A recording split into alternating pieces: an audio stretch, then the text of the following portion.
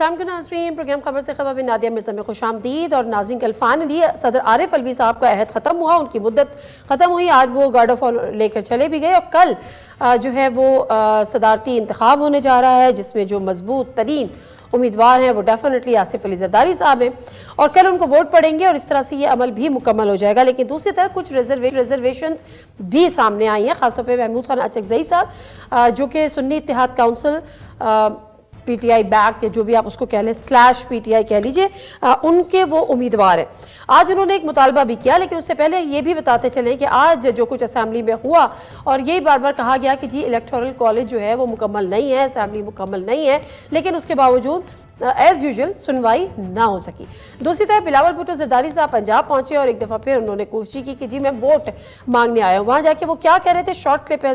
पाकिस्तान जिस बहरान से, जिस क्राइसिस से इस वक्त गुजर रहा है, और अगर हमने इस क्राइसिस से निकलना है, रेकन्सिलिएशन की तरफ बढ़ना है, हमारे मुआशरे में जो तकसीम पैदा हुआ है और एक मखसूस सियासी जमात की ज़हनियत ने ये तकसीम पैदा तो किया, लेकिन हल हमने मिलकर करना है। हम सियासी इख्तलाफात की वजह से एक दूसरे से हाथ भी मिलाने के लिए तैयार नहीं, और ये पाकिस्तान की सियासत का, पाकिस्तान का सकाफत का भी हमेशा हमारा ये ऐसा नहीं रहा है।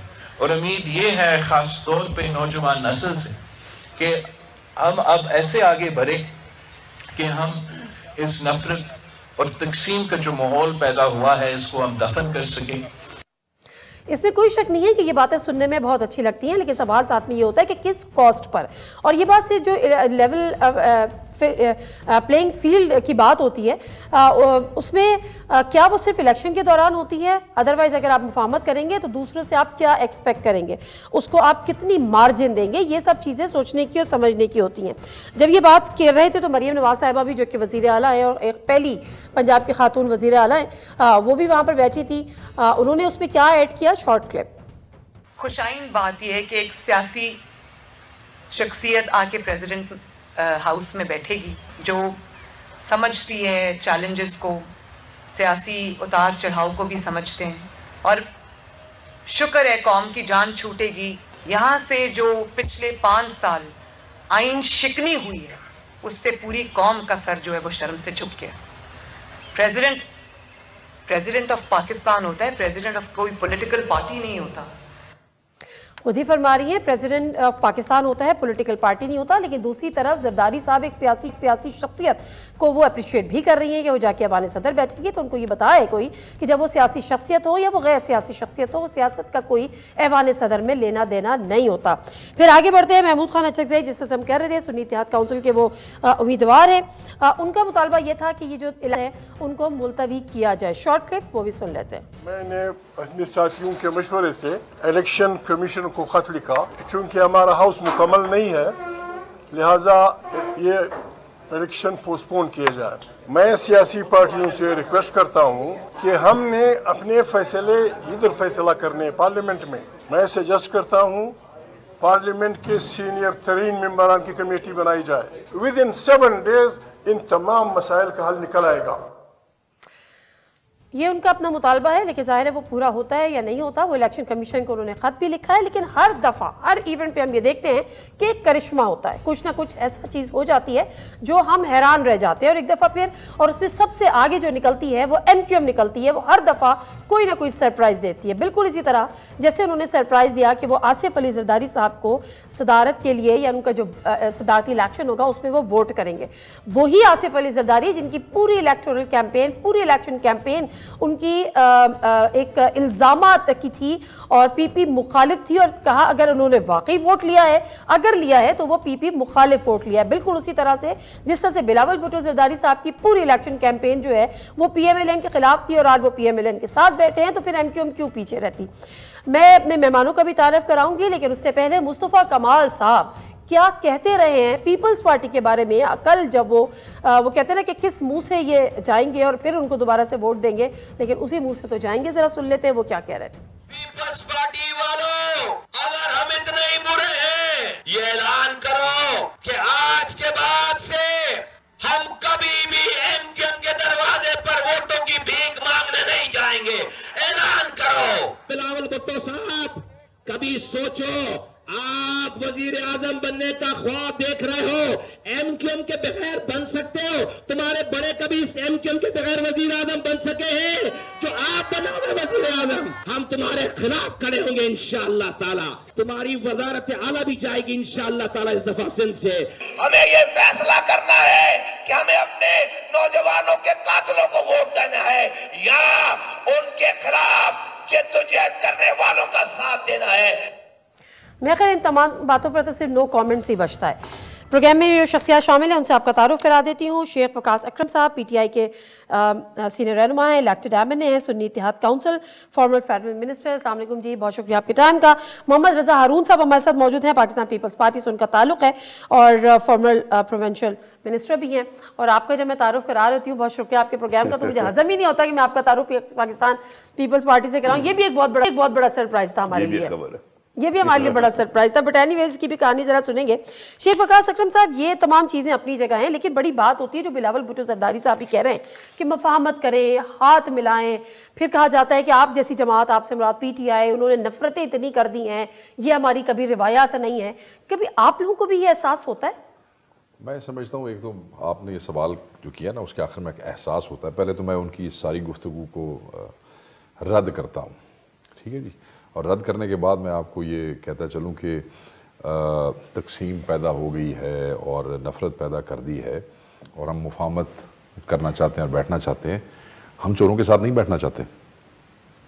मैं आपको एक मिसाल देता हूँ और मैं कई दिनों से ये मिसाल दे रहा हूँ कि मैंने आपकी चोरी की है, मैं आपका चोर हूँ, आपकी एफआईआर दर्ज नहीं हो सक रही है, तो इसका ये मतलब तो नहीं है कि आप 2-4 दिन जोर लगाने के बाद फिर आप कहेंगे जी मैं चोर से रिश्तेदारी कर लेती हूँ, हो सकता है मेरी रिकवरी हो जाए। आपके दिल और दिमाग में मैं आपका चोर ही हूँ, चाहे आपकी रिकवरी हो या ना हो। डिफरेंट इंडिविजुअल्स होते हैं और उनकी तबीयत पे ये मैटर करता है कि वो कैसे रिएक्ट करते हैं टू सर्टन सिचुएशंस। हम अपने मैंडेट और वोट के जो चोर हैं उनके साथ नहीं बैठना चाहते। मुफाहमत नहीं होगी, न हो सकती है। But you had an golden opportunity, इनके साथ मिल जाते हैं तो आज आप We don't want no golden opportunity. We want our right. हमारा राइट हमारा वोट है, हमारा राइट हमारा मैंडेट है। हमारा राइट ये है कि जो फॉर्म 47 के ऊपर जाली एमएनए बैठे हुए हैं उनकी जगह हमारे लोग हैं जिनके पास फॉर्म 45 हैं, जो बताते हैं कि ये 2 नंबर फॉर्म 47 लेके यहाँ पे आए बैठे हैं। हमसे मुफाहमत की बात किसी को नहीं करनी चाहिए, ना हम किसी के साथ करेंगे। इसमें बड़ी क्लैरिटी ऑफ थॉट है। ये कहानियाँ बहुत सुना ली हैं, मतलब इलेक्शन में गालियाँ निकालो, बिलावल भुट्टो गालियाँ निकाले, नून लीग को नून लीग बुरा भला कहे, पीपल्स पार्टी को, सारी कौम को उल्लू बनाओ, बेवकूफ़ बनाओ और पागल बनाओ और कहो ये चोर हैं, इन्होंने सिस्टम को ऐसे किया वैसे किया।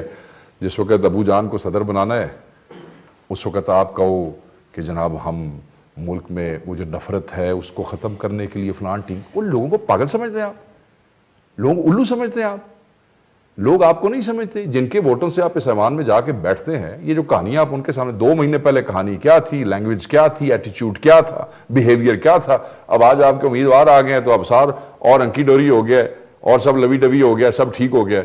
और वो भी आगे से आप देखें जो आपने क्लिप सुनवाया कि ये चैलेंजेस को समझते हैं। जरा तकरीरें आप निकालें ना जो इलेक्शन के दौरान की थी, वो चैलेंजेस के हवाले से, जरदारी साहब की जात के हवाले से जो बातें हुई हैं, अगर वो भी चला देते तो क्या बात थी। सो ये मुफाहमत इनको मुबारक हो, ये इस सिस्टम और इन पार्टियों की मुनाफकत एक्सपोज हुई है, इनको मुबारक हो। हम नहीं हिस्सा बनना चाहते, ये बन गया है ना, लेजिटिमेसी नहीं है, हम नहीं मानते इनको वजीर आजम, बन गए, बने, मौजें करें, मौजें उड़ाएं, टेंशन किस बात की है, वजीर आजम बन गए, सदर बन जाए। हम इस मुनाफकत का हिस्सा नहीं बन सकते।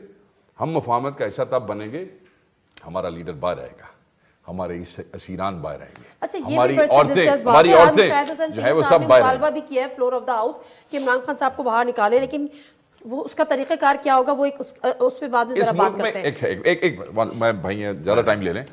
इस मुल्क में आप आज के हालात में तरीक़ाकार की बात कर रही है। कोई तो तरीक़ाकार होगा ना, बाहर निकालना होगा तो एक ही, लेकिन कोई ना कोई तो तरीक़ाकार होगा। आईन की खिलाफ वर्जी की बात हुई अभी, सिर्फ एक जुमला कहूं फिर रजा भाई उस पर बात करेंगे। वो जो असेंबलियां टूटी और फिर इलेक्शन टाइम पे नहीं हुए, वो तो शायद आइन की खिलाफवर्जी नहीं थी। डेफिनेटली थी। वो जो निगरान होते हैं और फिर वो निगरान का जो वक्त होता है वो गुजर गया और वो बैठे रहे, वो भी गैर आइनी नहीं है। आइन की कौन कौन सी बातें इनको हम बताएंगे? आइन वही है कि जो किताब आपने अपनी एनेक्स से पढ़ी वो आइन है, और जो किताब किसी और ने पढ़ी वो आइन नहीं है। बिल्कुल सही है। मुझे बताइएगा रज़ा हारून साहब, इनकी कितनी बातों से आप मुत्तफिक हैं? मतलब हम जो वो बात कर रहे हैं, जब मुफाहमत की बात करते हैं तो फिर अपने बराबर वाली जगह तो देते हैं ना, उनको स्पेस तो देते हैं। यहाँ स्पेस देने की बात नहीं हो रही। जितनी नाइंसाफियां इन्होंने गिनवा दी हैं उसके बाद रह क्या जाता है? जो मुफाहमत हो और मुज़ाकरात हो और मोहब्बतें हो और हाथ मिलाएं। एक तो वकास भाई अपनी हैसियत में जो बात कर रहे हैं ना उससे तो मैं एग्री करता हूँ, लेकिन जो अरे सुने हाथ खड़े कर दिए। नहीं सुन ले, ये तो बहुत मोहतरम आदमी है, लेकिन जो पार्टी है ना इनकी, वो जो पार्टी को रिप्रेजेंट कर रहे हैं। नहीं, मैंने बड़ा क्लैरिटी से कहा कि जो वकास भाई बात कर रहे हैं ना अपनी हैसियत में, आई एग्री विद हिम। मेरा इनसे ऐसा मोहब्बत का रिश्ता, मैं डिसएग्री कर ही सकता, और एग्री भी करूंगा तो डिसएग्री के लिए भी एग्री कर लूंगा इनके साथ। प्रॉब्लम ये नहीं है, प्रॉब्लम ये है, देखिए पॉलिटिक्स जो है ना, it's an art of making possibilities. ये नहीं होता कि आपके कुछ ग्रीवांसेस हों तो वो ग्रीवांसेस को रिड्रेसल जहाँ से होना है वहाँ से होना है। इमरान खान साहब ने बाहर आना है, वो थ्रू कोर्ट्स आना है। जो फैसले होने हैं वो पार्लियामेंट में होने, आप वहाँ मौजूद हैं, आपके पास एक डायलॉग का रास्ता है। मफाहमत आपने नहीं करनी, वकास भाई कह रहे हैं ठीक है ना करें, ये भी एक ऑप्शन है ना इनके पास। इनको कोई जबरदस्ती तो नहीं कर सकता। ये जब नहीं एग्री करते हैं, जब इनके नजरियात नहीं मिलते हैं, कोई कॉमन ग्राउंड नहीं आ रहा है तो नहीं करें। फजल रहमान साहब तो मिल लिए थे ना, अचकदई साहब आज इनके सदर के कैंडिडेट हैं, इनकी चॉइस नहीं होगी। परवेज इलाही साहब को पंजाब का वज़ीर बनाया, उनके लिए क्या कहते थे इनकी, तो ये होता है। अपने माजी में भी ऐसी वाकयात हुई, शेख रशीद साहब के लिए क्या फरमाते थे, पार्टी के बड़े जिम्मेदार बने, तो you do that. Politics is an art of making possibility, impossible को पॉसिबल बनानी तो पॉलिटिक्स है। तो मेरा ये कहना है कि जो बानी पीटीआई के खिलाफ मुकदमात हैं, उनके बाहर आने का रास्ता वो मुकदमात और अदालतें ही होंगी। उनको प्रूफ करना इनका काम है। एक ही तरीकाकार है, बाकी जो तरीकाकार आप सोच रही हैं वो भी ठीक है। मैं तो उसी तरीकेकार को सोच रही हूँ। वो तरीकेकार हो जाता है तो बाकी तो फिर वो तो प्रीएम्बल है ना, वो तो उसके बगैर तो नहीं होगा ना। उसके बाद लेकिन जो फोरम्स होंगे तो देखें, अगर एक कॉन्विक्शन, अदालत की बात कर रहे हैं जी मैं कह रहा हूँ बाकी जो समझ रहे हैं वो भी ठीक है। तो वो जो उनका जो तरीक़ेकार होगा वो थ्रू कोर्ट्स ही होगा ना, क्योंकि सजाएं हो चुकी हैं, वो सही है गलत है कोर्ट्स ने फैसला करना है। हम भी बात चीज़ें देखते हैं, कुछ केसेस ऐसे थे कि वो उनको मोरालिटी के हिसाब से भी नहीं आना चाहिए था। आई एग्री विद दैट, वो बनता नहीं था।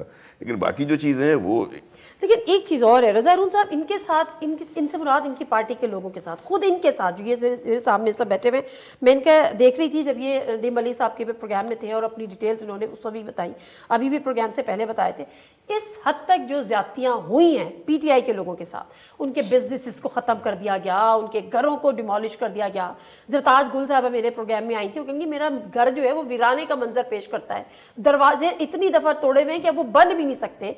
तो इस चीज़ों के बाद, इस जगह पर नहज पर लाने के बाद आप मुफाहमत कैसे एक्सपेक्ट करेंगे? करनी पड़ेगी। पॉलिटिक्स के अंदर मैं गुस्से से देखिए, मैं एमकेएम में रहा हूँ, जो एमकेएम के साथ 92 में था। आपको पता है खवातीन ने मर्दों के जनाजे कद्दों पे उठाए भी है, दफनाए भी हैं। ये कराची में हुआ है। उसके बाद फिर जब मफाहमत का टाइम है, यू हैव टू अडॉप्ट, आपको रास्ता भी निकालना है ना, आपको रास्ता बना के आगे भी लेकर जाना है। उसके लिए सियासत बेहतरीन जरिया है। उसके लिए मिनिमम एजेंडा होना चाहिए, मिनिमम कोई ना कोई पॉइंट्स होने चाहिए। ऐसा तो नहीं हो सकता कि आप एजिटेशन करें, आपके खिलाफ एजिटेशन हो रही, आप एजिटेशन करें, तो उससे मुल्क को तो कोई फ़ायदा नहीं होना।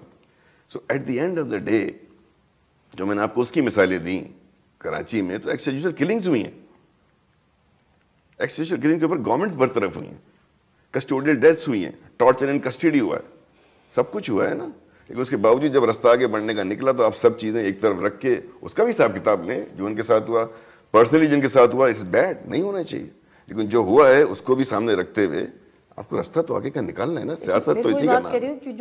जो रास्ता देने वाले हैं वो ना वो बिलावल भुट्टो जरदारी हैं, ना वो नवाज शरीफ साहब है, और ना वो शहबाज शरीफ साहब। और जो देने वाले हैं वो क्या इसके लिए तैयार है? ये मफाहमत का हाथ अगर बढ़ा भी देते हैं, मिसाल के तौर पर ऐसा भी नहीं है ना, अभी केपी में इनकी गवर्नमेंट है ना, आप गवर्नमेंट बना के बैठे ना, यू हैव गॉट मिनिस्टर, अभी आपके पास एमएनएस। अब मैं तो एक बात से डिसएग्री करता हूँ शेख भाई, वकास भाई की अपनी वो है पार्टी की, I would have never wanted them to go and join another political party.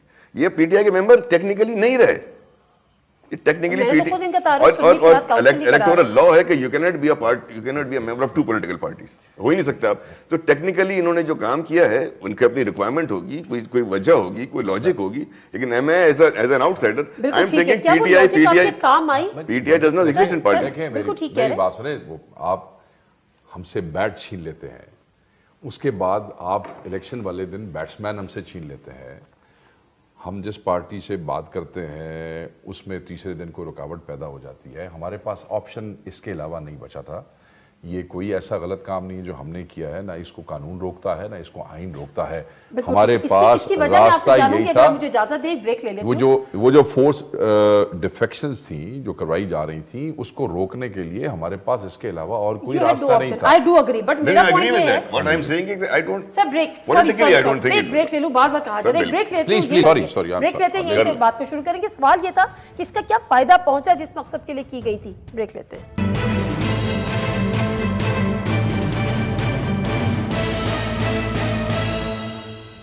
से प्रोग्राम में एक दफ़ा फिर आपको खुश आमदीद कहते हैं। ज़्यादा वक्त नहीं लूँगी, शेख प्रकाश अकरम साहब आप बात को वहीं से शुरू किया। सवाल फिर वही है कि आप लोगों ने कहा कि रिजर्व सीट्स मिल जाएंगी, लेकिन आप देखिए अभी भी रोला पड़ा हुआ है पार्लियामेंट के अंदर, और आज उनको कहा भी गया कि जी ये खिलाफ वर्जी है जो पेशावर हाईकोर्ट का फैसला आया है। तो क्या आपके जो गोल्स थे वो अचीव कर लिया आपने? देखिए हमारा पहला गोल तो यही था कि ये जो एक प्रेस कॉन्फ्रेंसेज हो रही थी, डिफेक्शंस हो रही थी, लोगों को तंग किया जा रहा था, लोगों को कहीं लालच दी जा रही होगी, कहीं फोर्स किया जा रहा होगा, मुख्तलिफ तरीके होते हैं ना जी। तो उसके बाद ये रिलीफ ज़रूर मिला है, जो उसका एक मेन मकसद भी था कि वो जो डिसिप्लिन है, वो जो पार्टी है वो उसी तरह। आप देखें हमारी तादाद जितने 3 इलेक्शंस हुए हैं स्पीकर से लेके वज़ीर आज़म तक का, हमारा एक आदमी भी इधर उधर नहीं हुआ है। सो सबसे बड़ी इन बुरे हालात में सबसे बड़ी बात यही होती है कि किसी तरीके से लीडर हमारा अंदर, हमारे एमएलएज एमपीएज अपने हलकों में जा नहीं सके, अपनी पार्टी को इंटैक्ट रख लेना इन हालात में, ये भी एक बहुत बड़ी पॉलिटिकल अचीवमेंट है। ठीक है जी। अब ये जो सीटें हैं जो खवातीन की, जिनको हम अपना राइट समझते हैं, हम इसलिए समझते हैं, बेशक अगर कानून कहीं साइलेंट भी है इसके ऊपर, तो हम समझते हैं कि जमहूरियत की रूह के खिलाफ आप क्यों जाने की कोशिश कर रहे हैं? आप तो जमहूरियत के बड़े दावेदार हैं। 3.5 करोड़ वोट लेने वाली पार्टी के वोट की रेशो से आप उनकी अकलियत और उनकी खवातीन को आप उसे जो है वो करना चाहते हैं, उनको हमसे लेना चाहते हैं। तो ये कौन सी जमहूरियत है? हम अपने हक के लिए लड़ेंगे और फोरम्स पे जाएंगे, जो अदालती फोरम्स है। देखें हमारा हाउस केपीके में भी इनकम्प्लीट है जी, बेशक हमने वहां गवर्नमेंट बनाई है, इसलिए इनकम्प्लीट हाउस है। मगर देखें हम सुबह फिर वोट करने जा रहे हैं सदर के लिए, क्योंकि हमें उस पर एतराज़ात भी हैं, हमें फॉर्म 47 वाले एमएनएस भी नजर आ रहे हैं, हमारी एप्लीकेशन भी गई है। बट इसके बावजूद हम ये नहीं कह रहे कि सड़क पे आके किसी के गले पड़ जाओ, हम किसी इदारे के खिलाफ नहीं जा रहे हैं।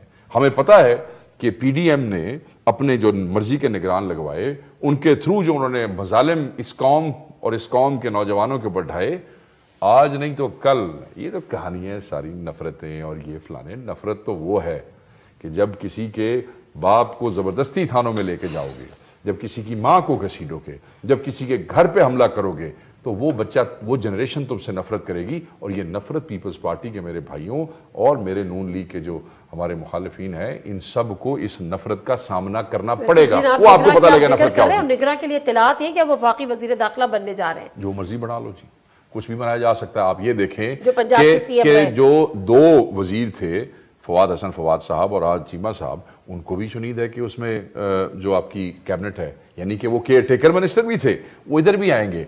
आपके जो हमारे चीफ मिनिस्टर थे मोहसिन नकवी साहब जो थे, वो आप देखें, वो जिस दिन जरदारी साहब मिलने गए हैं प्राइम मिनिस्टर साहब को सुबह, वो इसहाक डार साहब के साथ नून लीग वाली साइड के ऊपर बैठे हुए थे। तो कौन कौन सा रोना रोए। अब प्रॉब्लम पता है क्या है? ये जो जब हम बैठ जाते हैं ना कुर्सियों पे या कुर्सियों में बैठने लगते हैं, तो हम समझते हैं सारी कौम पागल और बेवकूफ है। ये कौम अंधी नहीं है, ये कौम बेवकूफ़ नहीं है, ये कौम पागल नहीं है। और मैं रजा भाई की बस अदा एहतराम, सिर्फ इतनी सी एक बात, कोई मैं आप डिसएग्री नहीं कर रहा, मैं एक बात करूंगा कि जो जिस ज़माने की मिसालें मेरे भाई ने दी हैं बहुत एहतराम के साथ, ज़माना चेंज हो गया है। ये वोटर वो वोटर नहीं रह गया जो 20 साल पहले था, ये बच्चा वो बच्चा नहीं रह गया जो 20 साल पहले था। पाकिस्तान के चैलेंजेस चेंज हो गए हैं, जो वे ऑफ थिंकिंग है। तो पूरा सोशल मीडिया पे आपका वोटर सवाल करता है, आज सवाल हो रहे हैं, सबसे हमारे से सवाल करता है सबसे, और इनके लिए भी ये चैलेंजेस होंगे। देखिए आप, मैं 16 महीने की गवर्नमेंट मियां शहबाज शरीफ की, वो क्या कर सके और क्या वो ना कर सके जो वो अब कर लेंगे? चलिए, जुल्म तो आप ये देखें कि भाई को बुलाया और उस बेचारे को डंप कर दिया और फिर खुद वजीर आजम बन गए।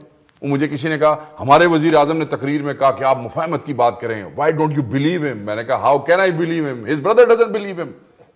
अच्छा, 3 दिन पहले अखबारों में कहा वजीर आजम नवाज शरीफ, चौथे दिन कहा मैं वजीर आजम। हम कैसे बात दो, पाकिस्तान को शहबाज दे दिया।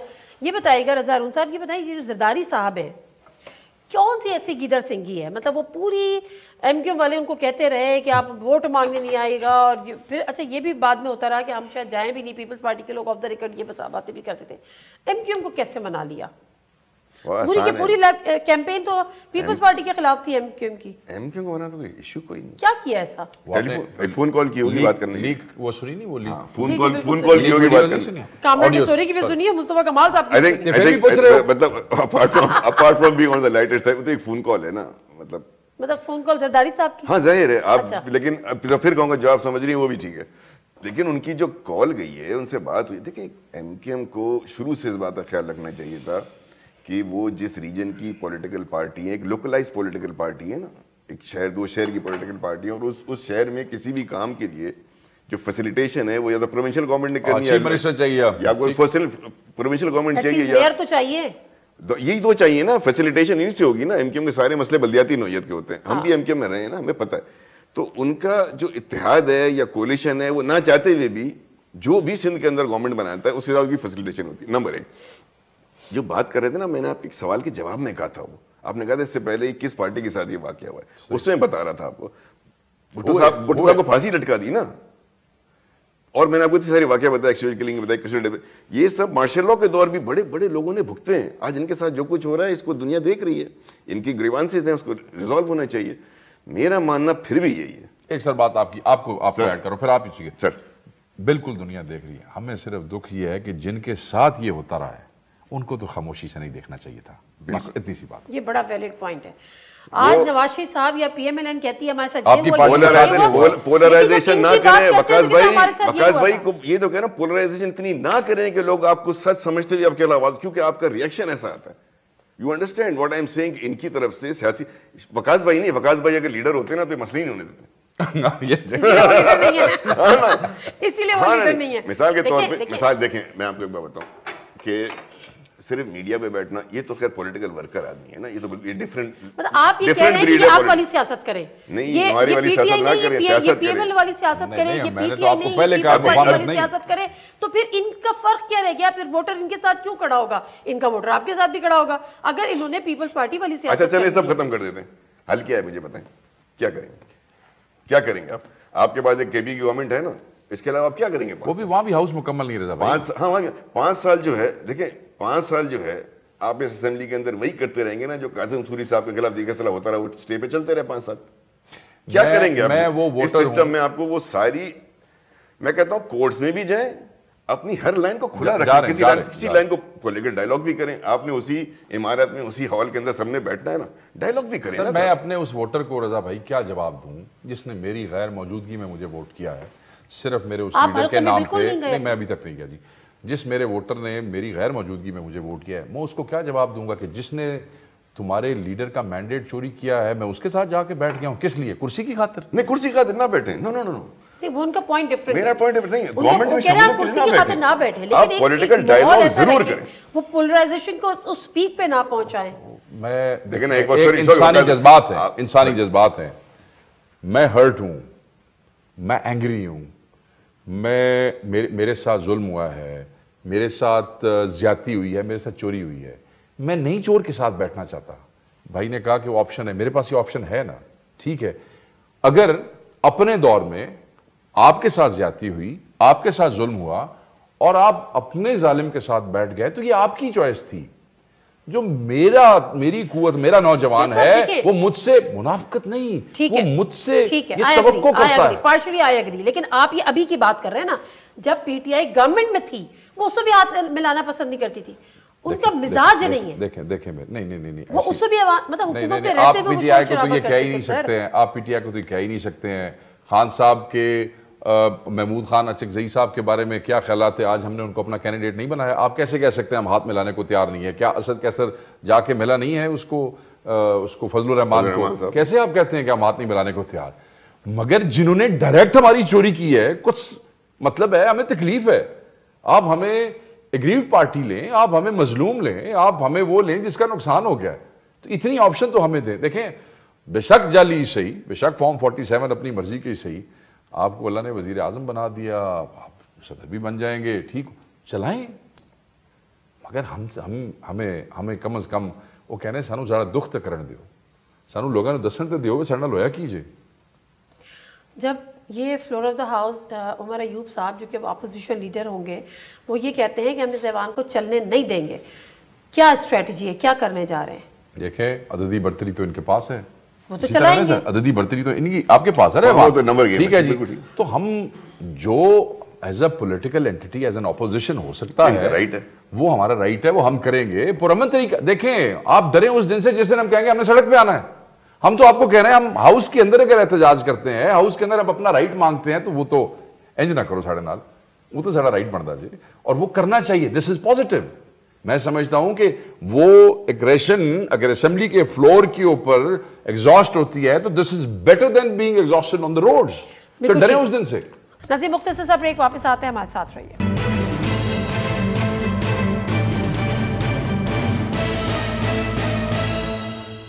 प्रोग्राम में एक दफा फिर आपको खुशामदीद। अच्छा, एक सवाल जो मेरे जहन में कई दफा आता है, वैसे सवाल इनसे बनता था लेकिन आपसे भी आपका तज्जिया चाहूंगी। उसकी वजह है, उसकी वजह ये 2 साल इन्होंने 9 मई देखा, आपने 12 मई भी देखा था, बाय द वे तमाम चीज़ें चलती रही। निकले थे ये 9 अप्रैल को तहरीक अदम एतमाद के नतीजे में रिज़ाइन देकर, फिर असेंबली तोड़ी, सारा कुछ हुआ, दायरों का सफ़र, आज दोबारा से अपोजिशन बन के बैठे हुए। इन 2 साल में क्या इन्होंने पाया?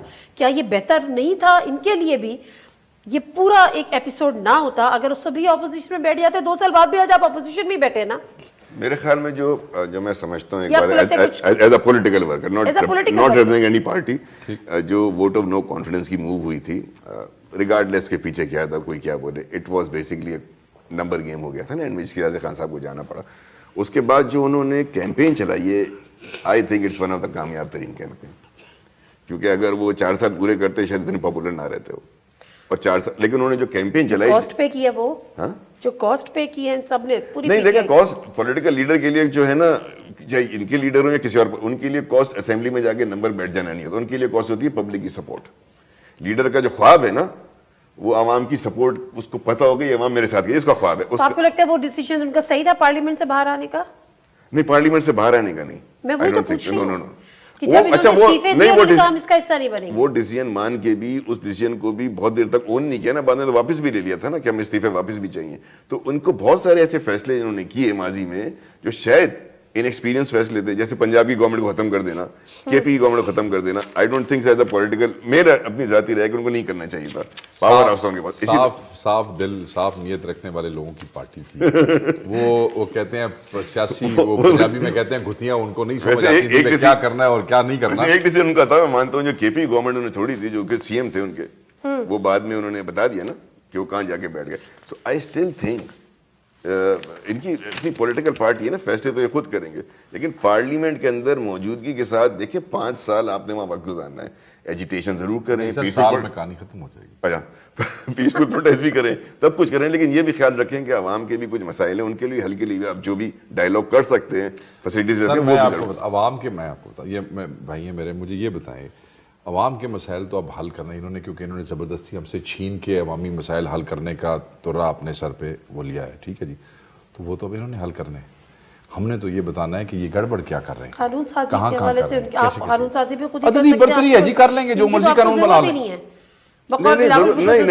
मैं नहीं समझता कि जो हमारी पार्टी है ना, नहीं आप नहीं, देखिए जरूरत ना होना एक अलग बात है, लेकिन उनसे कंसल्ट करना, उनका कंसेंसस डेवलप करना, ये तो पार्टी, इनसे राब्ता जरूर होगा ना कानून साजी, ये नहीं मानेंगे वो अलग बात है, लेकिन जब आप एक हाउस में बैठे हुए हैं तो कानून साजी के लिए आपको एक और मजे की बात बता दूं, ये आप जरदारी साहब को कल सदर बन लेने दें, ये बड़ी एक इंटरेस्टिंग सिचुएशन डेवलप होगी। हम तो हुकूमत के साथ करेंगे, सो करेंगे जो करेंगे, they will enjoy and then what they will do to them, वो भी एक वो देखने और सुनने वाली चीज होगी, उस पे भी लोग कहानियां लिखेंगे। लेकिन उससे पहले मेरे पास टाइम थोड़ा सा कम है, ये सारी बातें आपने की बड़ी उसूलों वाली। देखना मजे की बात है, बिलावल साहब उठ के कहेंगे जिस वक्त महंगाई उन्होंने करनी है उसके बगैर रह नहीं सकते, चीजें महंगी करेंगे, जुल्म करेंगे लोगों के साथ, गड़बड़ करेंगे, ये वजारतों में तो है नहीं, ये खड़े होके कंडेम करेंगे। हाँ, इनको अपना वोट बैंक पीपल्स पार्टी है ना, कंडेम करेगी। एक सवाल, एक चीज, कौन सा प्राइम मिनिस्टर जिसने अपनी टर्म पूरी की है, कौन सा प्राइम मिनिस्टर जो अरेस्ट नहीं हुआ? भाई मैं ये कह रहा हूं, आसिफ जरदारी साहब ने कितना अर्सा जेल में गुजारा। अगर इस मुल्क में महंगाई होगी तो आप कंडेम नहीं करेंगे? बिलावल कंडेम नहीं करेगा? सब करेंगे, लेकिन ये करेंगे कि जाके हल भी तो निकालेंगे ना, सिर्फ कंडेम करने से हल करेंगे? घर से पैसे तो निकालेंगे, $200 अरब लाइन है इस मुल्क के अंदर। सर कैसे आप हल निकलवाएंगे? तो फिर तो आप उनके पैर मजबूत करेंगे, वो आप चाहेंगे? हम हल तो निकला हुआ है जी, सॉरी, वो आप चाहेंगे नहीं कि ये हुकूमत पे डिलीवर कर जाए और सारा क्रेडिट ले जाए। पार्टी बेशक अगर उस वक्त फेडरल गवर्नमेंट में नहीं बैठी हुई, दो प्रोविंशियल गवर्नमेंट उसकी हैं। महंगाई का सूबाई। बिलावल साहब ने कहा था कि मैं 200 यूनिट फ्री करूंगा, मेरे पास फार्मूला है। मोहतरमा हमारी जो चीफ मिनिस्टर साहब हैं और उनके चचा, उन्होंने कहा था मैं 300-500 यूनिट तक फ्री होए के होए, 300 ही कर दें। निकला पड़ा है ना जी। बिलावल साहब नहीं करेंगे, देखना होगा कैसे। मगर सर आपने सारी बड़ी उसूलों की बात की है, बड़े अपराइट किस्म की बात की है, प्रिंसिपल्स की बात की है। मुझे ये बताएगा कि मारूसी सियासत कह लेंगे, नेपोटिज्म कह लेंगे, ये भी असेंबली में क्या हुआ है? तैमूर झगड़ा साहब को एक तरफ कर दिया, इधर उधर से लोग लिए, कराची से मुजम्मिल असलम को वहाँ पे ब्राह्मी ला के बिठा दिया, वजारत पार्टी कायदीन के रिश्तेदारों में तकसीम कर दी, उमर अयूब के चचाजाद भाई अरशद खान वजीर बल्दियात, असद कैसर साहब के भाई आकिब खान वजीर आपाशी, नूरुल हक कादरी के भतीजे अदनान कादरी वजीर हज, शराम तरकई के भाई फैसल तरकई को महकमा तालीम की अहम जिम्मेदारी, शेर अफजल मरवत के भाई खालिद अतीब माविन खुसूसी साइंस मुकर्रर। मैं आपको बता, नहीं ये नेपोटिज्म इसलिए नहीं है कि हर एक एमपीए है, एक एमएनए है, अपने अपने हलकों के अंदर हर कोई अलग मेहनत करता है, परफॉर्म करता है। कई जगहों पे एमएनए एक भाई जीत गया, एमपीए हार गया क्योंकि उसकी परफॉर्मेंस अच्छी नहीं थी। मेरे पास 10 मिसालें ऐसी मौजूद हैं। ठीक है। और कई जगहों पे अब आतिफ वगैरह जो हैं पूरे का पूरा जिला निकाल के लाए हैं और ऊपर ऑपोजिशन में है। पूरी फैमिली में से एक आदमी अगर उनका वजीर बन गया है तो वो पूरा जिला निकाल के आए हैं। आतिफ का वोट नहीं था, इमरान खान का वोट था। Very right. आतिफ ना कर। मैं आपको बता रहा हूं, अगर उनका भाई नहीं, अगर उनका भाई वर्कर है तो आप उसका राइट क्यों मारना चाहते हैं? चलो ठीक है, बहुत शुक्रिया रज़ा साहब, बहुत शुक्रिया शेख वकास अकरम साहब। प्रोग्राम में मुख्तसर सा ब्रेक से वापस आएंगे तो आपको याद दिलाते चले कि आज खवातीन का आलमी दिन था। एक औरत मार्च भी हुई, लेकिन औरत मार्च जो कि वजीर आला खातून है और ये क्रेडिट भी लेती हैं, औरत मार्च को 1 इंच हिलने नहीं दिया, उसको कोई मार्च नहीं करने दिया। जितनी खवातीन नहीं थी उससे ज्यादा पुलिस थी। हम वहां पर गए थे, वो भी आपको बताएंगे। बैरिस्टर खतीजा साहिबा भी बताएंगी जो पीटीआई की खवातीन आज भी सियासी केसेस में जेलों के अंदर है, वो उनका क्या हाल है। ब्रेक से वापस आते हैं, आपसे कंटिन्यू करेंगे।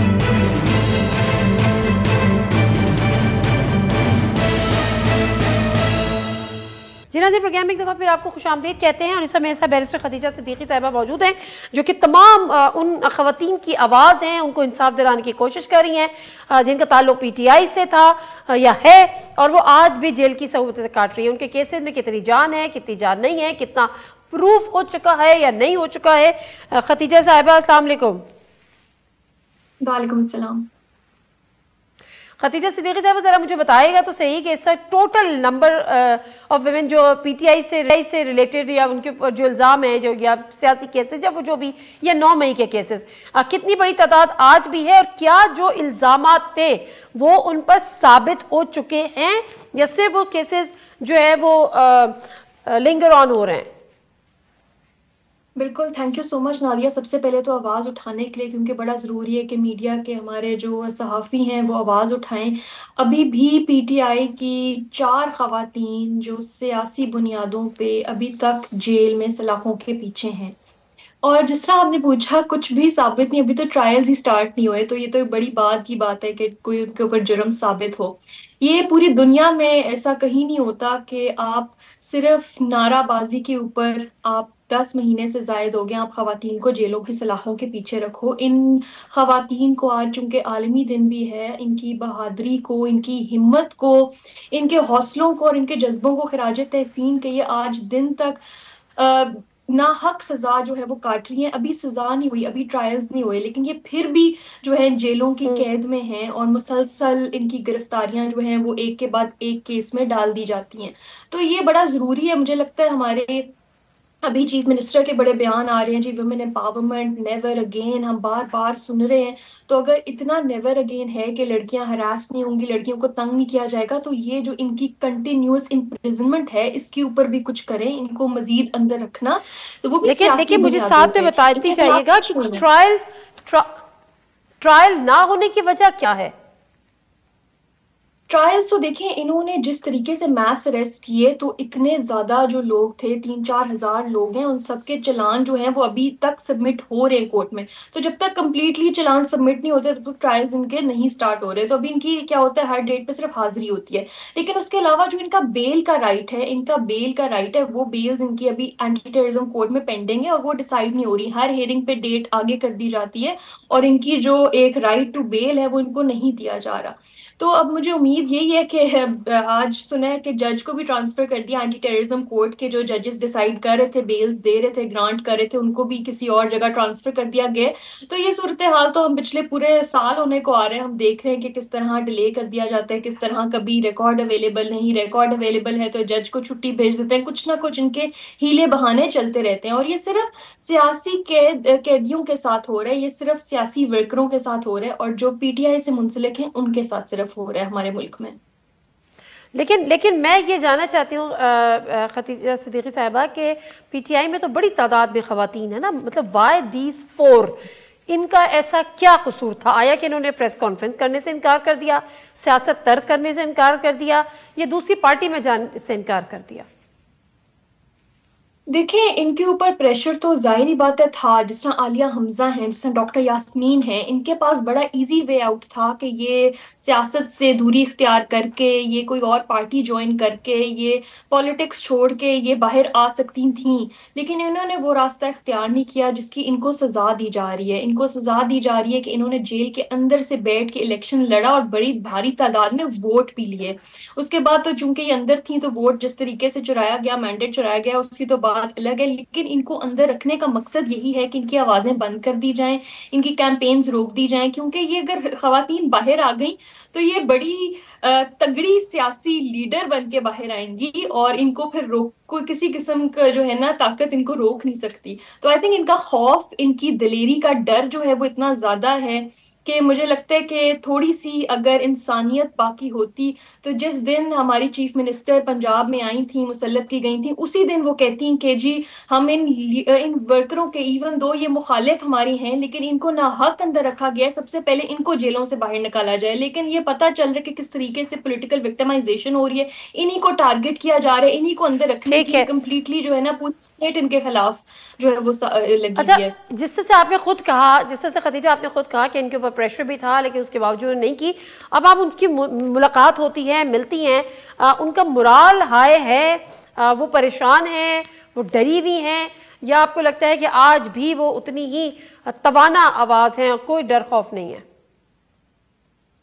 उनके अंदर उनके हौसले बिल्कुल बुलंद हैं।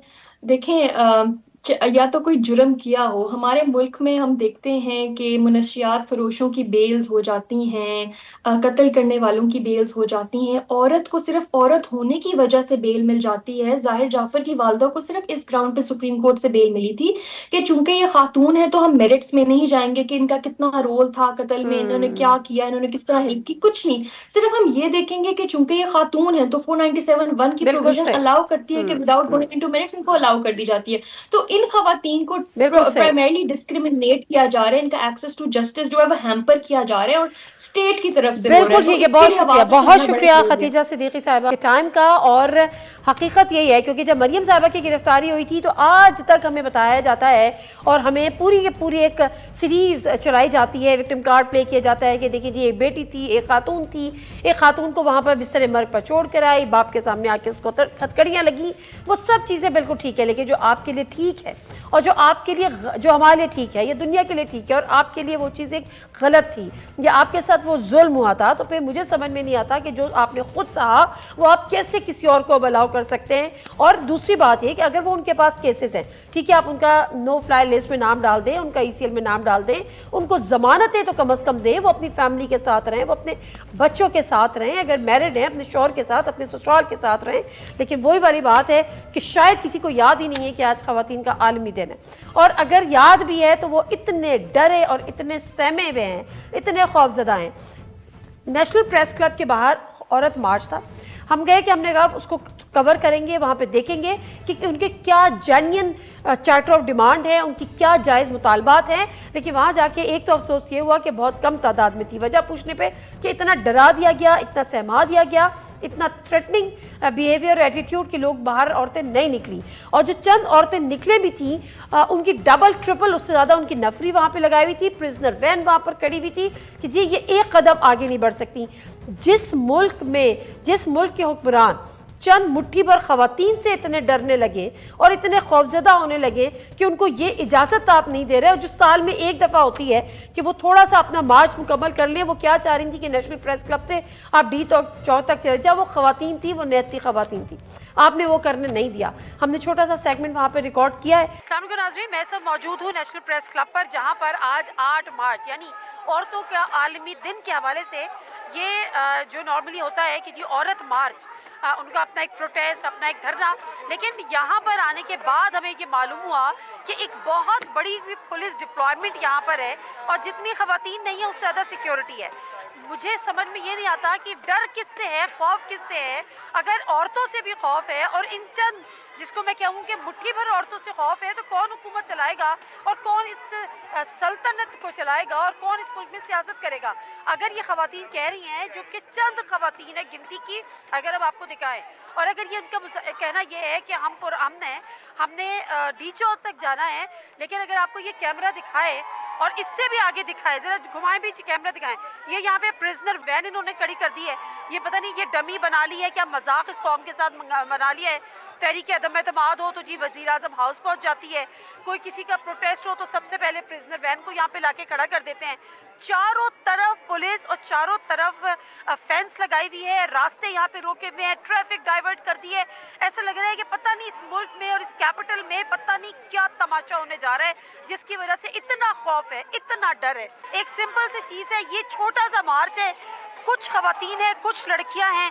अगर आप इनके स्लोगन से डर रहे हैं, अगर आप इनके नारों से डर रहे हैं, आप इनके बैनर से डर रहे हैं, कहाँ भागी जा रही है? शर्म, देखेंगे शर्म आनी चाहिए। ये नई हुकूमत आई है और ये औरतों के आलमी दिन के ऊपर हर साल ये कुछ हमारे ऊपर जुल्म करते हैं, और अभी आप देखें, इनको शर्म आनी चाहिए। हमारे टैक्स पेयर के पैसों से ये पलते हैं, ये रियासत को पाकिस्तान के मेहनत का शवाम जो है अपने टैक्स पेयर से पाल रहे हैं, इनको शर्म आनी चाहिए। चीफ जस्टिस को सो मोटो नोटिस लेना चाहिए। ये बताएं कि मैंने जो देखा है, ऑनेस्टली मैं ये एक्सपेक्ट करी थी शायद बहुत बड़ा कोई जुलूस होगा, बहुत बड़ी कोई रैली होगी, और पता नहीं कितनी मुश्तिल होंगी खवातीन, जिसकी वजह से ये इतने डर बैठा हुआ है। प्रिजनर वैन यहाँ पर लाए हुए हैं, तो मुझे तो ये खौफ और ये डर किस चीज़ का है? ये पिदरशाही सोच है जो खौफजदा है इस औरत से, जो है अपना इख्तियार चाहती है, अपनी इस मुल्क के अंदर एक नई सियासत चाहती है, इस रियासत के ऊपर अपनी अमलदारी चाहती है, और इस मुल्क के अंदर हम ये तबकाती तकसीम ख़त्म करना चाहते हैं, जबरी गुमशुदगियों का सिलसिला ख़त्म करना चाहते हैं, और हम अपनी मज़ामती तहरीकों को सलूट पेश कर रहे हैं। अच्छा, वैसे तो पंजाब में एक बहुत बड़ा काम हुआ है कि खातून वज़ीर आला आ गई हैं। उसको नजर नहीं आ रहा है कि इस्लामाबाद में क्या हो रहा है। वही तो कह रही हूँ कि यहाँ उनको नजर नहीं आ रहा है, उनकी पार्टी की हुकूमत है और चंद खवातीन के साथ इस हुकूमत को शर्म आनी चाहिए। ये अभी इनको 2 दिन हुए नहीं है और सबसे पहला हमला जो है वो औरतों पे कर रहे हैं। आपकी डिमांड्स क्या हैं ये तो बताइए। डिमांड्स से देखिए, आप लोग चार्टर ऑफ डिमांड्स हमारा देखें। सबसे पहले हमारा इस वक्त जो मुतालबा ये भी है कि रियासत बुरी तरह नाकाम हो चुकी है। पाकिस्तान के 25 करोड़ आवाम को उनका जो कॉन्स्टिट्यूशनल राइट है, right to education, right to health, रोज़गार का हक, तशद्दुद से पाक, फ्रीडम ऑफ वायलेंस का हक, तो रियासत तो पूरी तरह उसमें नाकाम हो चुकी है। उसके साथ साथ जो रियासत की सवाम दुश्मन पॉलिसियों के ऊपर बात करते हैं उनको जबरी तौर पे गुमशुदा कर दिया जाता है। तो हम समझते हैं कि हम इस रियासत से तंग आ चुके हैं। हम इनको पाल पाल के, पाकिस्तान का मेहनत कश तबका इनको पाल पाल के तंग आ चुका है। गुमशुदगी, लापता अफराद, इसके भी खिलाफ है। बिल्कुल बिल्कुल। Thank you very much. Nazir, मामला यहाँ पर यही है कि मुझे समझ में नहीं आ रहा, जिस तरह से फरजाना बारी साहिबा कह रही थी कि मैं यहाँ पर आई थी तो मुझे तो ये लग रहा था कि एक बड़ी तादाद में, जैसा कि होता है, शायद उसके कई वजूहात भी हों। बहुत सारी ख़वातीन जो औरत मार्च में पहले आया करती थी वो शायद अब उस तरह से नहीं आती। उनको लाइव थ्रेट्स भी थे, कुछ ऐसे कंट्रोवर्शियल स्लोगन्स थे जिसकी बिना पर बहुत ज़्यादा एक कंट्रोवर्सी जनरेट हुई और शायद उन्होंने इस दफ़ा खाली सोशल मीडिया तक रहने पर, महदूद रहने पर ही इक्तफ़ा किया या घरों तक रहने पर इक्तफ़ा किया। लेकिन बहरहाल अगर उसके बावजूद एक हिम्मत के साथ, एक हौसले के साथ ये ख़वातीन यहाँ पर आई हैं तो फिर उनको उनसे डरना, उनसे इस हद तक खौफज़दा होना कि चारों तरफ पुलिस को अलर्ट कर देना, प्रिजनर वैन मंगा देना, ये तो सबसे बड़ी, इस हुकूमत की आते ही ये सबसे बड़ी कमज़ोरी है और सबसे बड़ी नाकामी है, सबसे बड़ा फेलियर है। इससे ज़्यादा तो हमारे पास अल्फाज नहीं कि हम कुछ कहें। यहाँ से दीजिए इजाज़त, अल्लाह हाफ़िज़।